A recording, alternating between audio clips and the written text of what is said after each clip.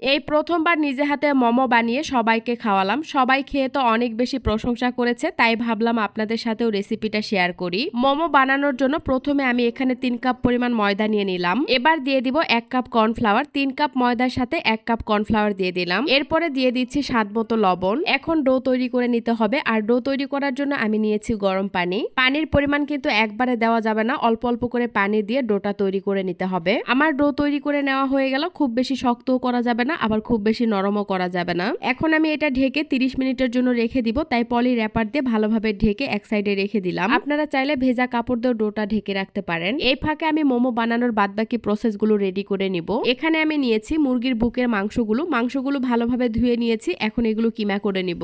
মোমো খেতে খুবই ইচ্ছে করেছিল, কিন্তু অনেক রাত হওয়ার জন্য অর্ডার করতে পারিনি, তাই নিজে হাতেই বানিয়ে নিচ্ছি। যেহেতু খুব খেতে ইচ্ছে করেছে, তাই রাত 12টার দিকে চলে এসেছে মোমো বানাতে। যত রাতই হোক না কেন আর যতই